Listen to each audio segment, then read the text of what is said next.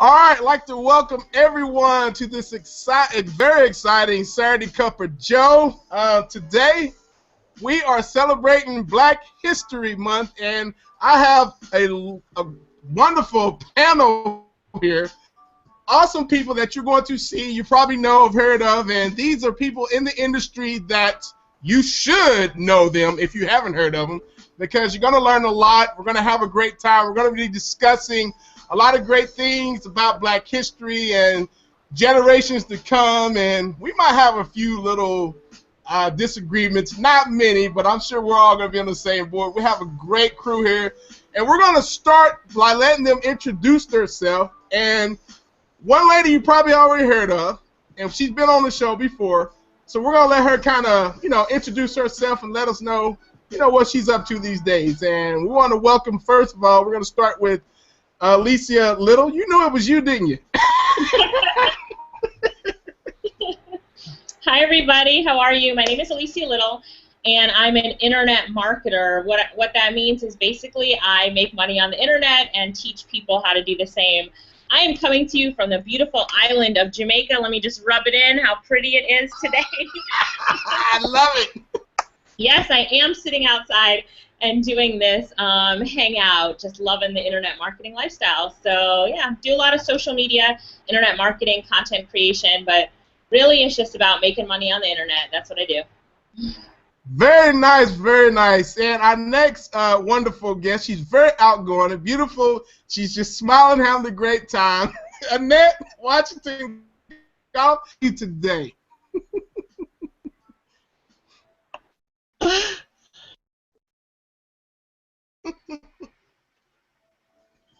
Okay, can you hear me? Yes, we can hear you. Go ahead. Oh, she just muted yourself back. All right, go ahead. Tell us a little bit about yourself. So, believe it or not, I am similar to what Alicia is doing. I'm an online marketing. I call myself an online marketing evangelist because I've been doing online marketing for quite some time, and I too make money on the internet. But mostly, mine is all about educating small business owners on how to get their business on the internet and take advantage of most of this free stuff that's available out there.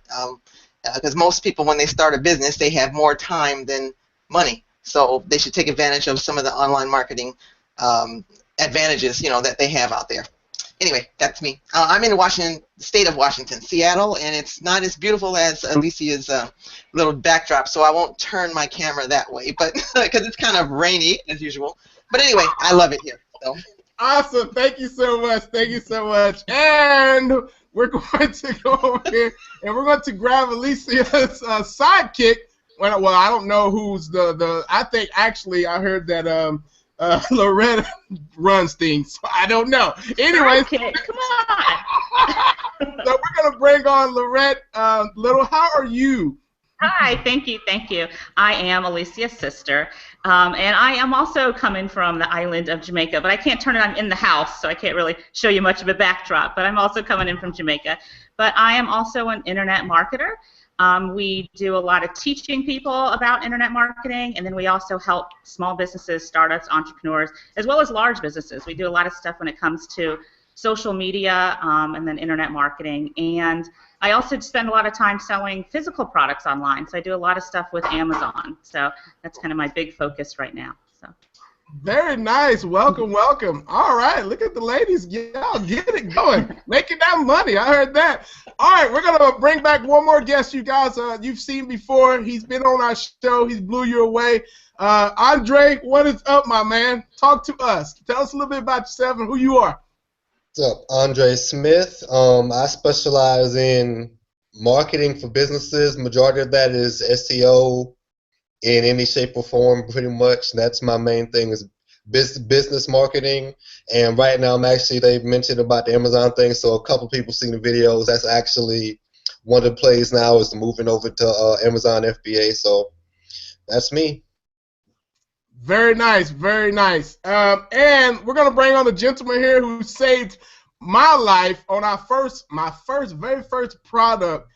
We had some issues with some some website, and Damon came on and saved the day. And I'll never forget people like that. Let me tell you. So, Damon Rufus, come on, man. Tell us what you do, who you are. Hey guys, what's up? Damian Rufus. I'm coming to you from cold Arizona. It's about 70 degrees outside, and we're still wearing hoodies. So we're freezing over here. I mean, we're used to our our hot sun, but you know they've been chilling us out the past couple weeks. So, but I am a business automation specialist. I'm the guy behind the scenes who makes a lot of this stuff run smoothly. And I'm the that emergency button, you know, that easy button people press when they have problems. I usually pop up. So that's me, guys. Yes, definitely. He is the, I don't say easy button, but he's the emergency button, man. I can't believe it's cold in Arizona. That's just crazy. Yeah, for the past 2 weeks, man, we got this El Nino coming through, and it's been chilly, like at night, like 50, 55 degrees. So we're freezing over here.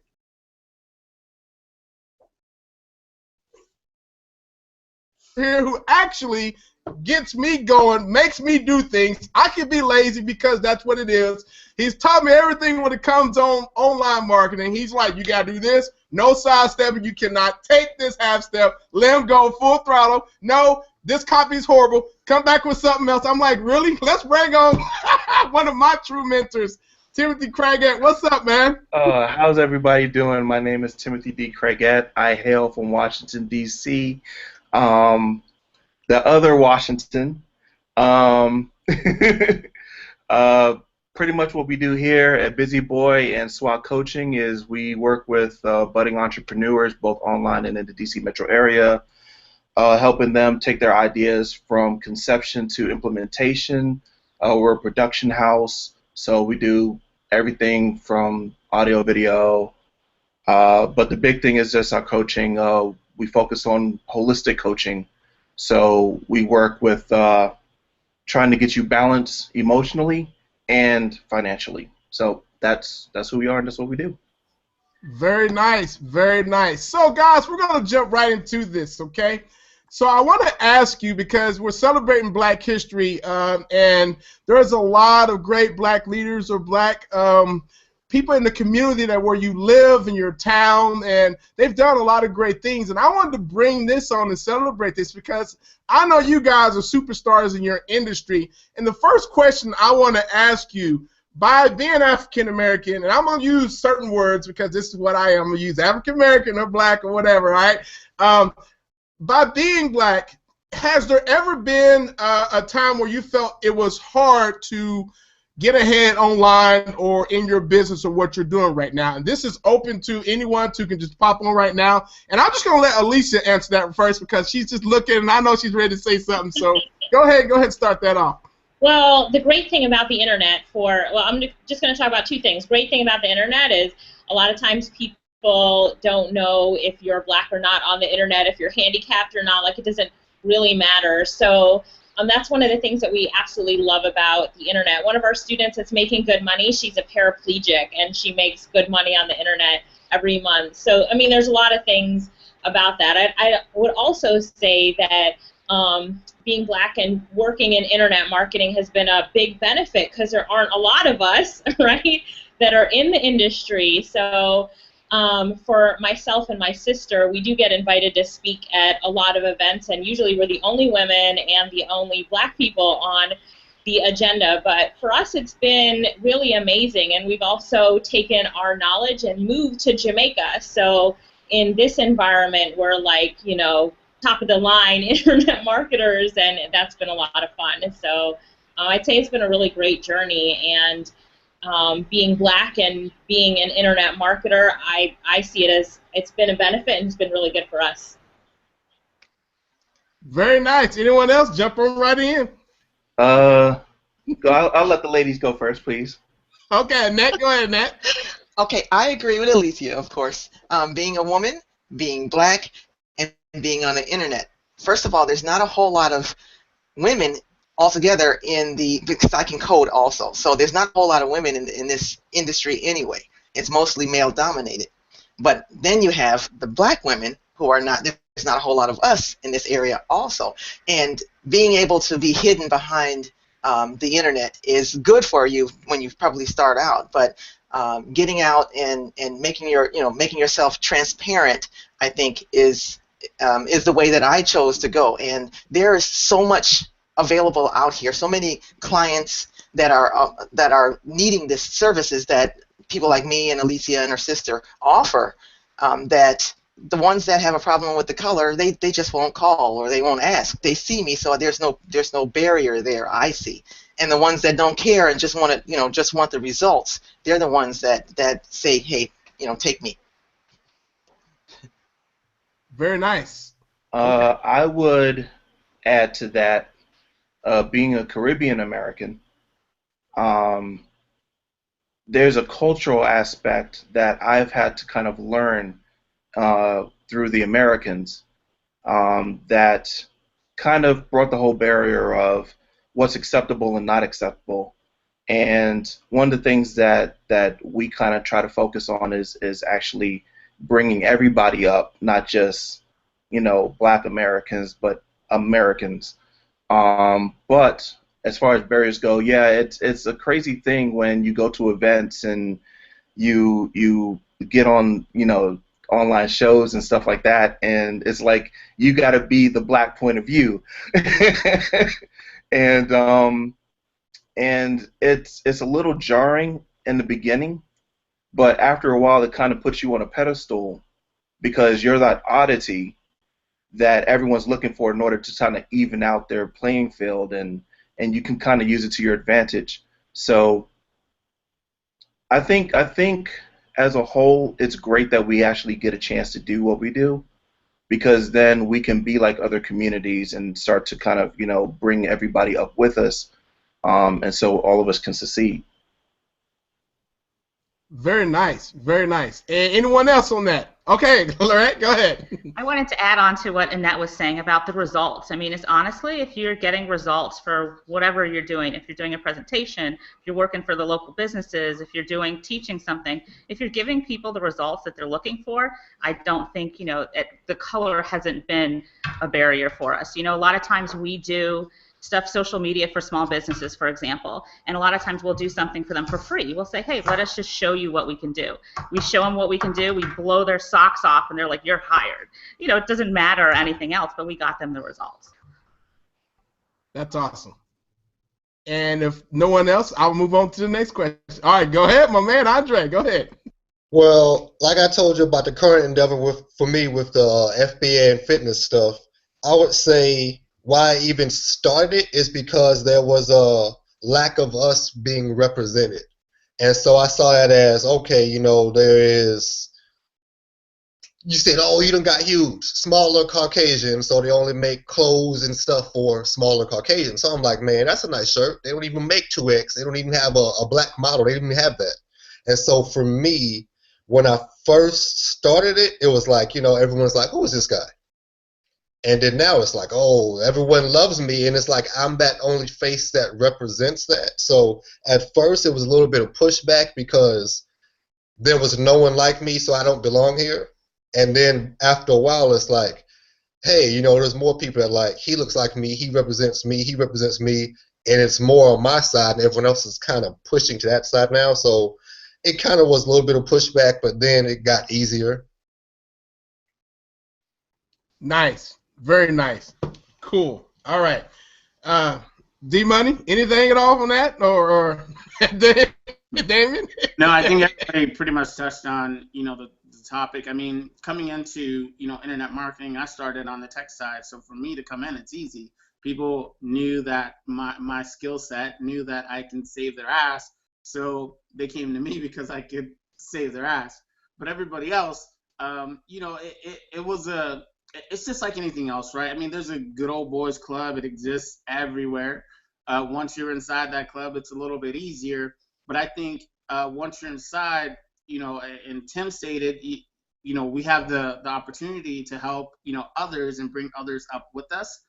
But our first priority, just like it is with everyone else, should be to help bring other people that are like you with you along that ride. I mean, listen, there's a great responsibility that we have here with the power that we've earned, right? We have to do something about it, and it's only us who can do it. Very nice. Well agreed. Awesome, awesome. So all through my years, I lived in a certain area in Fort Smith, Arkansas, and I would have to walk like almost, I know how you say that people, some of our old friends, I used to walk 50 miles. No, I literally had to walk like, I think it was like maybe 4 miles to get to my grandma's house. Maybe 3. And that was where all my friends were, okay? But if I didn't want to walk that far, then I would have to go down the street. And, of course, there was a lot of other different races. I had my Laotian friends. I had my Caucasian friends. I had my Hispanic friends. And I would spend more time with them because it was on the block. But as I was with them, I never, ever had any issues with race or being black. And so as I grew up with these guys, it was almost kind of hard to, I'm not going to say express that I was black, but I just never, ever, they didn't see me as any different color. You know what I mean? And so as I got older, when I'm talking to people on the phone, when they actually meet me in person, they're like, oh, I didn't know that was you. Oh, you know, and you kind of get that. How do you guys feel about the way we talk when we're speaking to different businesses, or, you know, some of you guys are speakers, or sometimes most people don't see you online, they don't know who you are, but how important is it when you are actually speaking to your audience? I'll go first on that because I was raised in Arizona. I grew up in all white elementary schools. Like when I say there was 3 black people, there were 3 black people in the school. And I got bussed in. Right when I went to high school, they started this magnet program to kind of diversify the school. So I got into this engineering program, and I got bussed at 25 miles to a white high school every single day. And my grandma was an elementary school teacher, you know, so I've always talked a little bit different. You know, I was the guy, you know, because, you know, we lived in South Phoenix in the predominantly black and Hispanic neighborhood.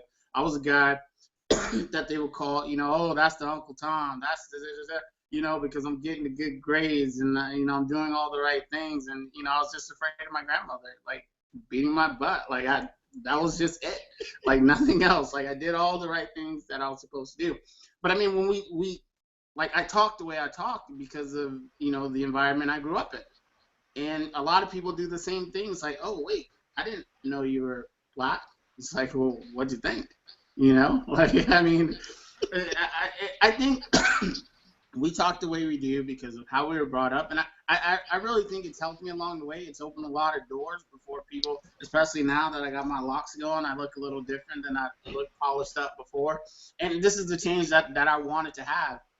But I think it helps being, you know, articulate and a little bit educated to help you get in the doors. I mean, you will talk that way in any business situation anyway. True, true. Go ahead, Annette.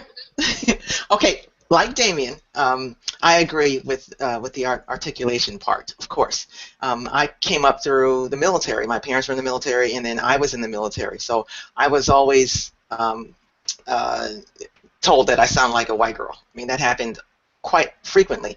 In fact, we did live in D.C. for a while. My son went to the McKinley Technology High School there. And when he first started talking, they told him that he sounded, why do you talk so funny? You know, this is in D.C., so he, you know, and the teacher said, well, you know, there's nothing wrong with him if he speaks close to perfect English, you know, and so he was always the special kid in class. So not only have I experienced that, but so has my son. So, yeah. Nice. Go ahead, Tim. Yeah, I'm going to piggyback on the DC thing because I totally experienced that too. A Caribbean household, you talk very proper. And I would go to my elementary school, Littleton Elementary, Go Warriors, and I would get accosted almost daily. I looked differently. I spoke differently. I pronounced my T's and S's and I's properly. I didn't say y'all or Bama. And that got me beat up a lot as a kid. But But I also think about it on the other flip side of the coin, where I moved to Florida for 5 years of my life, and then I became a Northerner. So now I'm too white for the black people. I'm too black for the black people. I'm too nerdy for the nerdy people. I'm this, that, and the third. But now that I'm where I am in my life, I speak to kids that speak the way I used to, back when I was younger, and it's like everything's kind of changed. It's such a weird dynamic. When we're talking to clients and stuff, and they hear us speak with proper diction, it sometimes is jarring when they actually get to see us on camera or see us at a meeting or something, and like, you're not who I pictured you to be. And it's kind of crazy for me because I'm a B-boy at heart, so I'm always with a baseball cap that has DC on it, and so I'll show up with dress shirt, tie, and my hat cocked to the side. But it's just like what was said earlier. It's all about results. That snap judgment blows everything away once you just show them what you could do. Nice. Anyone else want to jump on that, or can move on? All right, go ahead. Yeah, go ahead. I would have to say, like, for me, yeah, I guess maybe especially because of the hair, it might be extra jarring for some of my clients who I actually meet in person. But I guess for me, this whole thing has been, like, I tell people all the time, I was like, man, every day I think about cutting my hair. I don't even really like it. It's more or less a silent protest. My last year in college, I couldn't get an internship. My degree is computer information systems. Couldn't get an internship because I played football, college football player, huge, and had the same hair. And I was like, I refuse to cut my hair for you to maybe offer me a job. I'm not going to do it. So I ended up having to go join the Army and cut my hair anyway. And the first thing I did, this is like about they're like, Sergeant Smith, your hair's getting kind of long. I'm like, oh, I'm getting an Army in a couple of weeks. Well, that's crazy. I was like, yeah, I've never cut my hair. And for me, like, it's right now, it's not so much that I like it or dislike it so much. It's the fact of that I was the best then, and they didn't accept me like this, and I'm the best now, and you have to accept me like this. And so that's basically my clients. I talk to them on the phone. This is what we're going to do. This is what it is. And if it's the local ones, okay, let's meet and go through this meeting. And they'd say the same thing. And you're not who I thought you were, but I'm awesome, and you love the work I do, and you have to look at me like this. Nice. Very nice. That's good stuff. All right. Awesome, awesome, awesome. Anyone else before I jump to something else? Okay, good, good, good. So I guess, guys, are there any black influencers in your life that you've seen in the past? Now, let's fingers going up. Go right ahead. Go ahead. I'll hop in there first. I've been watching, for some reason, my TV's been on BET the past, few days. I have no clue. I've never watched BET, but it's been on BET. And, you see all these people, they ask, they're asking the questions, commercial, who's the black person that's influenced you the most? And everybody has the same answer. Like, it's the people in their immediate circle, their mothers, grandmothers, aunts, uncles, and for me, it's my grandfather, 100%. Like, this dude had, was a serial entrepreneur. They didn't call it that back then, but he had business after business, and he was always doing his own thing. So I think that influence right there has, a lot of people are scared to hop in the business and, to take the chance and make the jump. I've never had, never in my life have had that, I'm scared of, I'm not going to be able to make rent next month. And I think it's because of what I saw from him. And I think that's one of my best assets. Hey man, we'll work it out. The money will come, don't worry. And I that's what I appreciate, and that's what I got from him. And he's the biggest influence of my life ever. Very nice. I'm going to jump in real quick because I don't want to ask all the questions. I want to add something too. My grandfather owned pool halls back in the day. and it was really, well, it was amazing, but I didn't like moving every time he had to move because he would always get the grandchildren and make him move these heavy pool tables. But as you see him doing this, that's all I ever known him to do, is have a business established with pool tables. And that blew me away. My mother was a seamstress. She worked at home. You see what I'm saying? So these things, I mean, those two were the influences in my life. And so I thought when I got older, I'm not going to get a job. I'm going to have to end up doing something from home because this is all I know. This is all I've seen all my life. Go ahead. All right, I have two. One that's superficial and one that's dear to my heart. The superficial one's kind of quick. Jay-Z. Reason why Jay-Z, basically just seeing what he did coming up through music. Music's like my big thing, my family thing, and mine happens to be hip-hop. Just seeing all the smart moves that he made, and actually some of the underhanded ones, but the whole story behind Jay-Z post Beyonce, it's one of those kind of things you're like, well, that could be done, I could do it too. But my heart one is my grandmother, because she migrated from Trinidad, and I seen how hard she worked. Like, she taught me everything when it came to hard work. And the hardest thing you could ever have somebody do is on their deathbed say, I'm sorry I didn't do enough, when they gave you everything they had. Man. And you can never fully express it outside of saying that you did more than you know. True. And like, my mission in life is to be, as good as her. So, I've seen her raise kids in people's families as a domestic, and those kids, they grew up to do some really amazing things, and they showed up. So that just gave me more ammunition to say I got to be like her and do what she does. So, yeah. That makes sense now. That totally makes sense. I know you. That totally.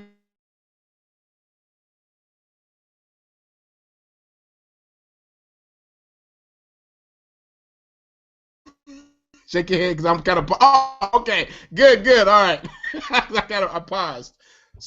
So let me ask you guys. How do you deal with you Can I see just add on sometimes that there's. one? Hold on, Loretta has Oh, something. go ahead. Well, Loretta, first of all, go ahead. I wanted to completely agree with my family because we're Jamaican. Jamaicans have 10 jobs. So, we've always had the whole entrepreneurial spirit. And then I also completely agree with Jay-Z.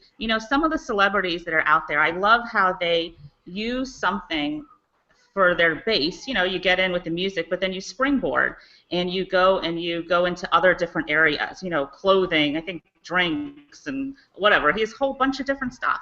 And some of the other celebrities, even Beyonce, she has a clothing line, she's got perfume, she's got all these different things. And I love that, which is the multiple streams of income and seeing how you can use what you have right now to make your empire even bigger. So I love that. So. Lorette, I think with this internet marketing thing, this is the perfect. Jay-Z provided, no pun intended, the blueprint, right, on how to do this, right? Everybody needs to take that blueprint, especially with what we do and the access that we have to instant income, right? We can pretty much write whatever ticket we want to write when we want to write it. I think he gives you the blueprint. Don't make this money here and stay here. Like, take that out and go somewhere else. I think a lot of people miss that point. Nice, very nice. All right, Tim, thought you were about to say something else. Okay. So let's talk about the future generation. Do they have it made much better than we do, or are we at a perfect time right now? What are your thoughts on that, guys? Oh, I gotta jump in on that. Okay, so my point of view is they kind of have it a little bit worse than us, and it's because of access. Like, I speak to kids and I offer them opportunities to learn what we do on a very granular level. Their attention spans are minute, and you know, the adults get it and they see it and they're like, oh, why are you kids not wanting to do this thing? This is so great.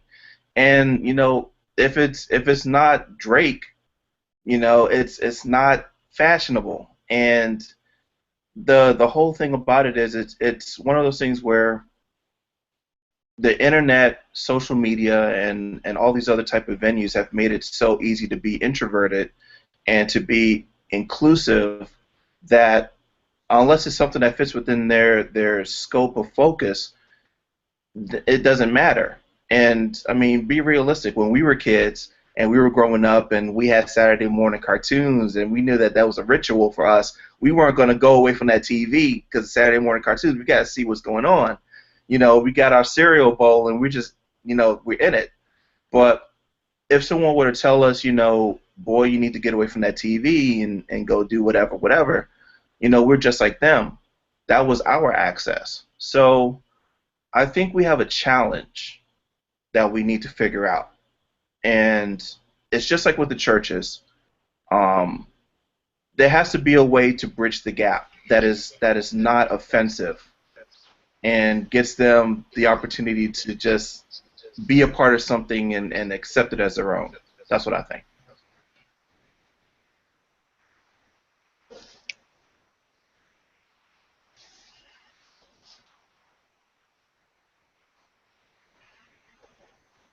Lem, you're muted.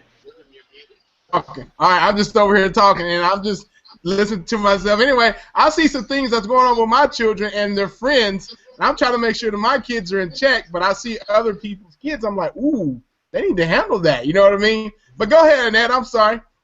Oh, it's okay. You know, of course, I agree. But also, I see it as you were talking just a minute ago about our influencers and how they were our parents and grandparents and so on and so forth, and then how we turned out. Like I grew up without my dad, but I found out that I'm just like him. He's one of those guys that he was working for himself most of his life as well, outside of being in the military, but including actually.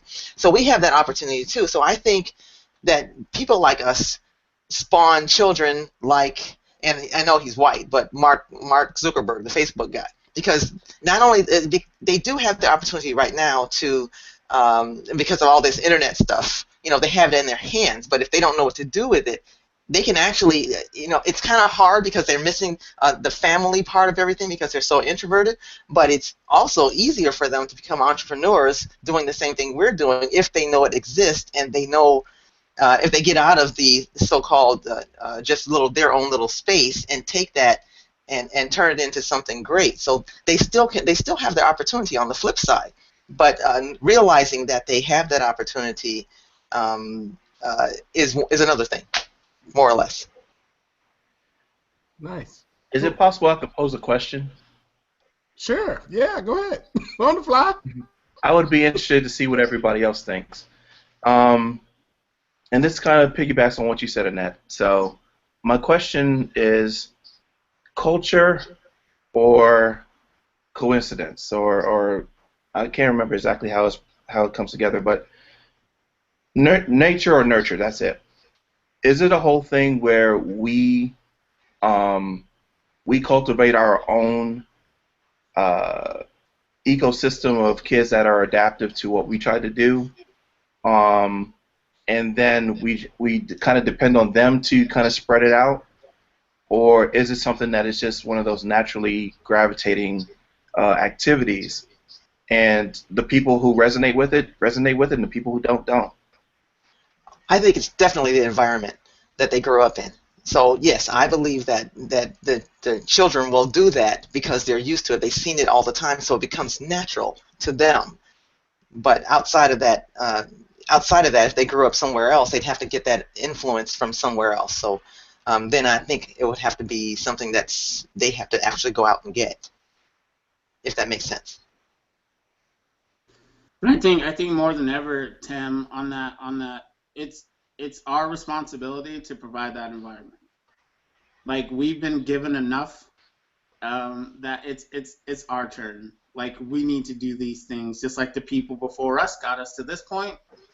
Like, we got to step up and get our kids and our youth to that next point. We can't count on or expect for other people to come into our neighborhoods, to come into our environment and teach our kids what they want to teach them, right? When we're not teaching them, it's our fault that they don't learn what we want them to know and learn. Like, and that's what I believe 100%. And I completely agree with you. We have so much at our fingertips. We have so much that we can give them. We have so many resources and so much less barriers. Because, we were talking before, like, you're on the internet. A lot of people, you get them results and stuff, but it is up to us to guide them and to make sure that they're going down the right path and to do it. There's really no excuse. We have the tools. We have the resources. It's up to us to do it. Like you said, somebody else is going to come into my house and raise my daughter. I need to do it. And she is just dying to get on this. She's dying to be on here. She knows Mommy has a webinar, and she's all about it. And it's funny with the FBA, the Amazon stuff. You should see her. She packs up my packages. She knows when my stuff's coming from China. She's 3 years old. She knows all about my business when it comes to Amazon, and knows, something's coming. Mommy, you have to ship this out. You got to do this. You got to do that. You got a webinar to do. She's so excited about this, but because I'm putting her into that environment, and she knows we get up early, we go exercise, we eat healthy, all that kind of stuff. It's up to you to provide that for your kids. I'll pose a bigger question real quick, and I'll just play the other side, right? Like, because we're so focused on ourselves, right? Like, oh man, I got to get ahead. It's about what I accomplish. I'm trying to do it for me and mine. You know what I mean? Like, how do we make sure, or how do we take ourselves out of that, and give back, and not be, I guess, so selfish in that way? Because we all get caught up, right? We have our own businesses to run. Like, how am I supposed to go and spend time with, and do other people's stuff when I got to take care of my stuff? Are you just kind of expanding on that to make sure I understand the question? Are you saying that that us on that mentality personally, or us as a community? Both. Okay. Do you mind if I have the floor a little bit? No, go right ahead. Okay. I told you. This is what we're all about it. Come on, I like it. Go ahead. All right. I don't necessarily share in the me thing, so I don't have an opinion on that. I understand it, but everything that we've ever done in our business and life has always been about the other person. It's just about us getting us to a level where we just move somebody else up or forward. So I don't know about the me thing. But with what the kids see, right? You're a hip hop head. I know you are. Yeah. I've seen it. What do they see, though?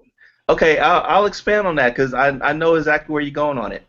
I went and I did a talk to these kids about this project that I wanted to start, where I was going to teach the kids how to do what we do. And one of the kids' first questions to me was, how much money do you make? And I was like, okay, ask that again. And the church person was like, you can't ask that. I was like, no, they can ask it. It's fine. It's fair. So I was like, ask it again. So he's like, how much money do you make? I was like, why do you need to know? Do you want to know how to do it? Or do you want to know the end result and then still not know the process? So he's like, well, could you at least tell me if it's with an M? And I'm like, I could, but how is that going to help you? And that got me thinking about exactly what you're talking about, and that's culture. I don't know how we can solve that. I think we can do it in small pockets, but I don't know if we can do it as a big, universal thing. We have leaders, or I guess leaders in our community, but I'm a leader in my house, and that's all I really know that I can control. So I don't know. I'm just a small big dude. I don't know.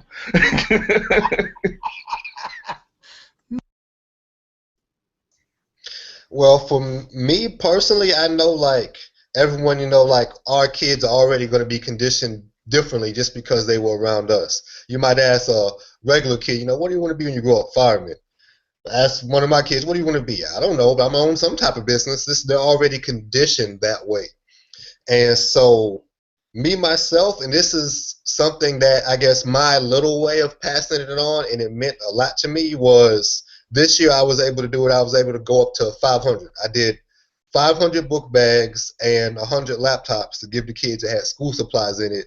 And for the kids, it had Rich Dad Poor Dad in there and the 4-Hour Work Week. And to me, I explained to them what I do, a broad way of how I did it. And the biggest thing I said was, no matter, they can take money, they can take houses, they can take cars.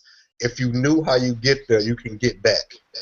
And so, to me, that way of, if it's 500 kids at a time every school year, passing on this knowledge and the tools, the book bags to get the knowledge. If they're a homeless person on the side of the road, they can remember, this is how I made these $100, let's go get it again.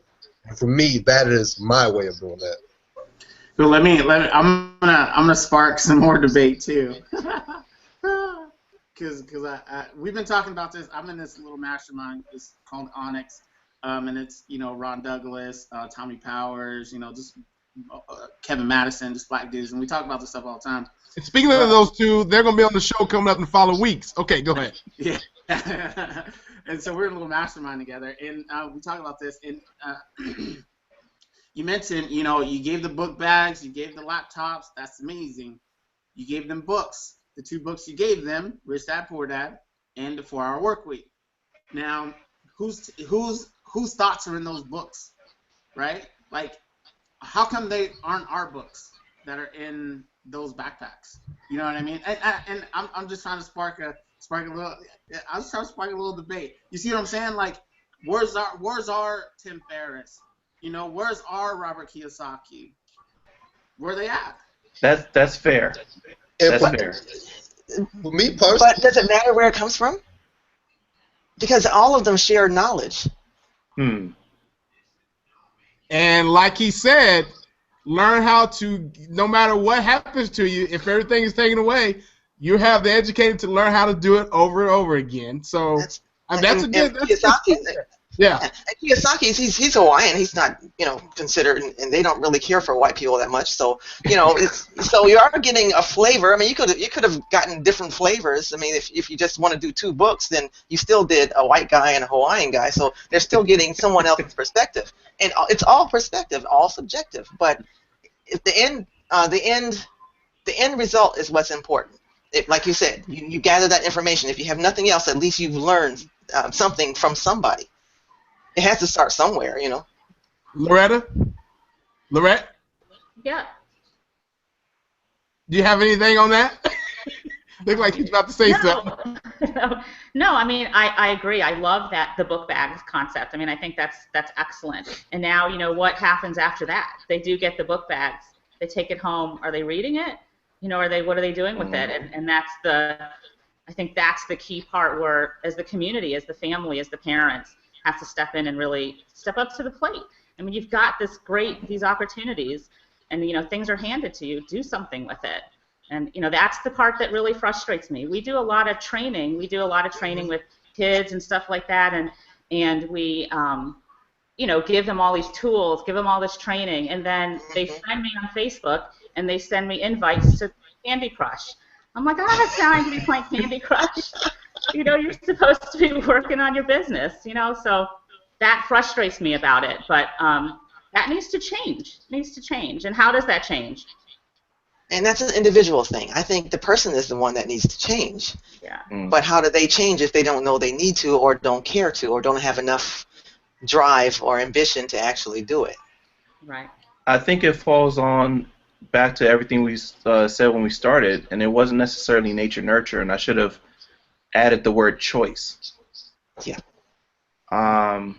So on what Damien said, I see your point. Good point too, D-Money. I challenge it a little bit with the notion that,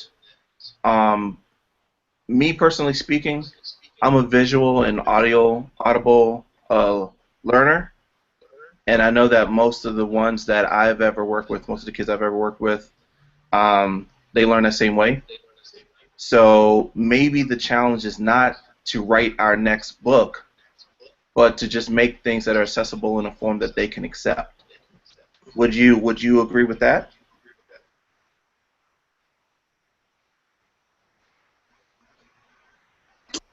Oh, there you go. I was trying to unmute at the same time. Yeah, I do agree with that 100%. You know, like I said, I'm trying to spark the debate and really just get the thought process out there, right? Like I just, you know, we do have to make the materials accessible and consumable, right? In everybody learns different. And we need to give people that, especially kids. And Lynette, I'm sorry if I sent you that Candy Crush invite. I mean, I was on level 540 something, so my bad. You know, one thing that I've learned over the years is that successful people always want to share. And I don't think that any of us on this panel have a problem with sharing and getting the word out and getting getting to those people what they need. I don't think the issue is, it's how do we change, how do we make their choices, and maybe they don't want to. I mean, this kind of business is not for everyone. So even if you do give them the book, you know, if they don't have no desire to be in something like this, everyone can't be entrepreneurs. You know, someone's got to be an office worker. Somebody's got to do it. So again, I don't know how you make those choices, make them choose this kind of business. Right. So here's something. You guys probably have heard of hearing some black male or female in the past who complained that there's no way that you can get ahead and this and that. How do you deal with that? And I know that you're about to leave us, Alicia, so I want you to kind of touch on that, because I'm sure you've heard that negative impact before. Right. So anyone that always says that, you know, what I do when people say things like that is I tell a story. So it's either my story or the story of someone similar to them that will show them that it's possible. Because what people really need to know is that it's possible, right? And so from what Les Brown always says, it's just really making sure that people know that it's possible, and then telling them that through story. So I often tell my story about how I had a business for 10 years, made millions of dollars, left that business because of my ex-husband, went to $0, but quickly rebuilt with my sister Lorette, and rebuilt a multi-million-dollar business again, just based on the knowledge that we have and how important knowledge is. So I use stories to always make sure that I reiterate to people that it is possible and something that they can do. Nice. Come on, don't be shy on the channel.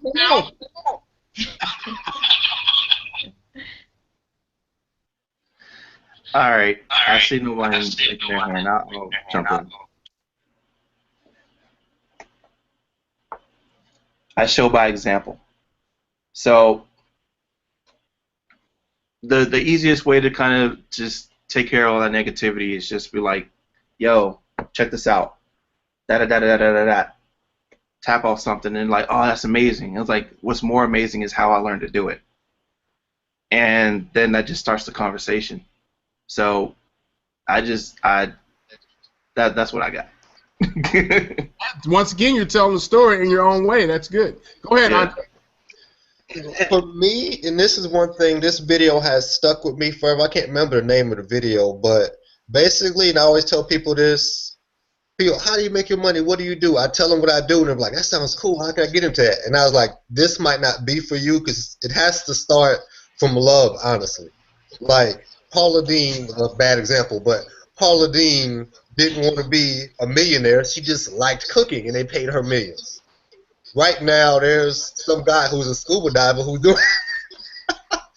doing scuba lessons, and he just like, I just want to go swimming, but somebody's paying him for those lessons. For me, I started as my degree is in computers. I love computers, and it just branched out from there. So if someone says, I want to do what you do, and they despise computers, it's not going to work for them. But they might like grass that can make $1 million lawn company. So for me, it has to come from love, not more or less can you get ahead or not get ahead. You have to pick something you love and really hone in and be good at that. Not pick what I love and try to do it.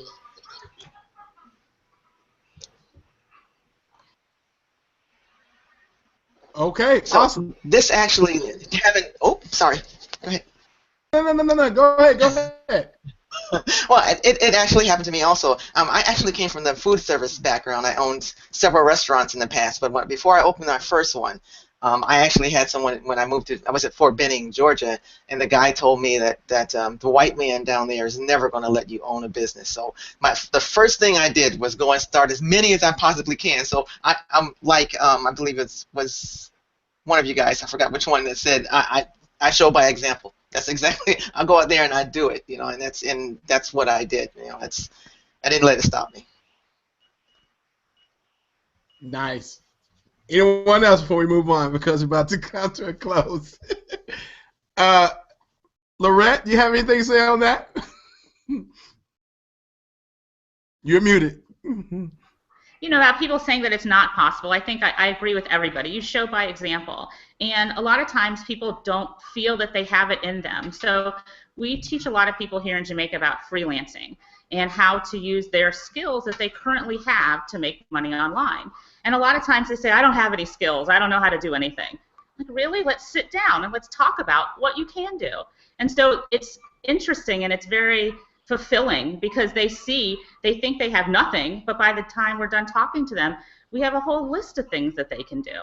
And but you have to pull that out of people sometimes. One question that we ask them, we say, well, what do other people say that you're really good at? And one lady said that she writes really well. So she does a lot like cursive. She writes very nicely. And she's like, well, what do I do with that? I said, you know what? You can actually do that online. We've actually hired people in the past to write thank you cards for us. I said, you can be in a thank you card writing business. People can send you their addresses and you can write it for them. You'd be surprised at what you can do. You just got to pull it out of people sometimes. They just don't realize it. So it is possible out there. I'll tell you two girls, y'all are just brilliant. I would have took me a long time to think about that, but that's amazing you say that because I have the sloppiest handwriting, and sometimes it requires me to send back a note or thank you note for, talking to a business owner or whatever. And yes, wow. We've actually hired somebody once to do all of our Christmas cards for us to all of our clients. And they hand wrote all of them. And so I was telling her that story. So that's exactly something that you could do. So everybody's got a talent. You just got to pull it out of them. I would definitely pay for that. D-Money, anything you got on that, Damien? Anything you want to touch on that? No, I mean I think the panel has it locked down. It's pretty good. Very nice. So, guys, as we're all here on this panel, how could we, and I'm talking about us on this panel, reach out to the black community in the world? I mean, I can see a group of you guys, all of us, like being at some type of function, just educating people on how to do certain things. How can that be possible? And I didn't know I was going to throw that one at you, did you? Go ahead. For me, my way, like I said, has been the book bag stuff, because they need it, you know what I mean? They're gonna come, and since then, I'm catching them young. Okay, this kid, just like the one that asked, how much money you make? I'm like, I made enough money to pay for this book bag for you. Read the book in there, maybe to give you a little bit of knowledge. And that's my way how I catch them, because ain't too many people going to say, hey, we handing out free plates and free school supplies, come by. I'm going, I don't care. And that's how I catch them. All right, Lem, you know how I think. I'm always thinking global. Basically, the way I see it kind of being this not necessarily a start, but this engine that can move forward is stuff like this. I mean, for all the people on this panel, I personally know two.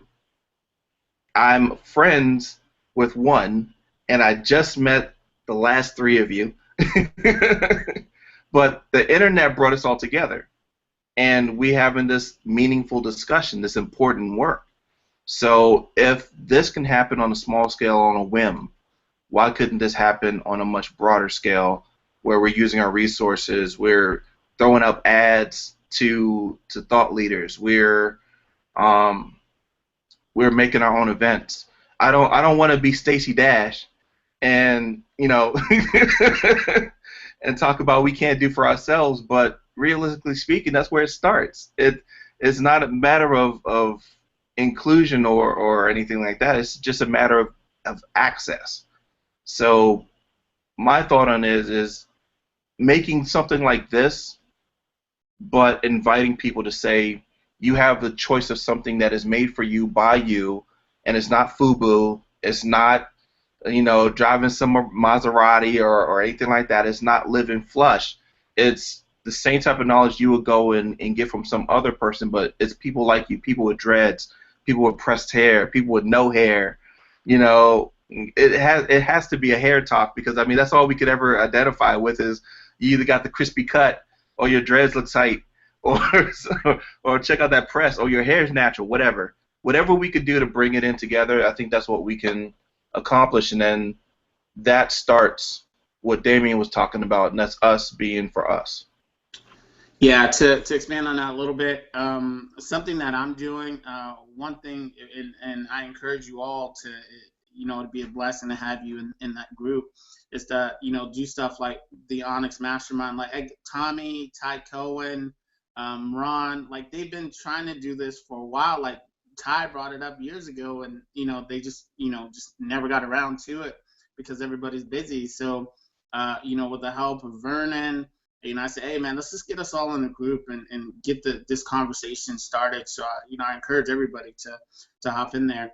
And then another thing that I'm doing is I'm getting a curriculum together for what I'm going to call the Young Moguls Academy, where I'm teaching youth micro entrepreneurship. I don't know where I was the other day, it was 2 months ago, and the lady was like, well, do you have a business plan? I was like, business plan? Yeah, I'm going to put up a site, run some ads, and see if it works. Like, that's the plan.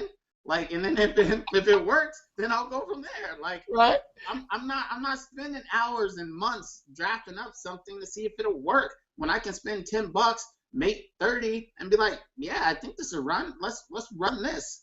So really, I want to, in the Young Moguls Academy, teach, micro entrepreneurship, like new ways of getting your business going. Like my daughter, I bought her a website off of Flippa. A month and a half later, she's buying her own laptop for the money that she makes. So it's like, we don't have to do all this stuff anymore. We can be in business in a minute. So that's kind of what I want to teach in this curriculum, and have people come in and speak, and grow this thing to something made by us for us. Damien, just jumping in on that, I started something called the Digital Lemonade Project. I think we can kind of pair together. So let's talk. And here at Cup of Joe, we're all about bringing people together. There you go. And I'll take 10% of that, whatever you make. All right. Hey, I'll have you donate 25%. How about we start there? Real quick, Lorette, do you have anything you want to add on that? No, I was saying Andre's donating the backpacks. Awesome. Great. But I love the business plan. You said you're not drafting up that business. Get it up in 10 minutes, see if it works. If it doesn't, move on to the next thing. Totally agree. I love that. That's the great thing about working on the internet, is you can do things like that. It's awesome. We call it ready, fire, aim. That's yeah. Very nice. Well, guys, I'd like to thank all of you for coming on. I have loads and loads of questions, but I knew that we would get into some deeper discussions and something that was worthwhile and would help actually our community.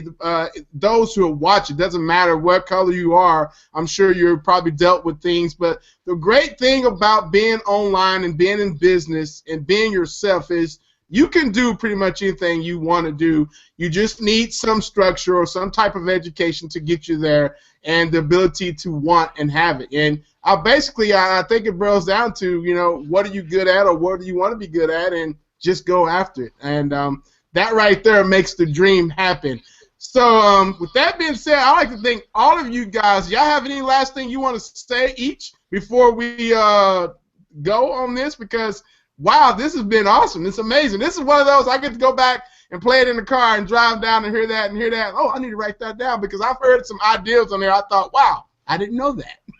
Hey, Lim, I can't play it in my car yet because I got to go put this radio in my car. So I can't play it yet. But I'm going to finish installing my radio, and then I'm going to play this back on my way to San Diego. Awesome. It's been amazing, guys, to be on the panel with you. I appreciate you all, and let's connect soon. Awesome. Anyone else? All righty then. Well, like I said, guys, thank you for coming. If you want to see the replay of this, go to SaturdayCupOfJoe.com. You can always find our past our past people who's been on the show. You can also go to the right and speak through the mic and ask any questions or anything like that. If you have any questions, let us know. Thank you for joining us, guys, and we'll see you here again next week. And everyone, have a great weekend, and go Broncos, because we want Peyton Manning to do it. All right, thank you guys for joining us. Thank you guys so much. Have a great day.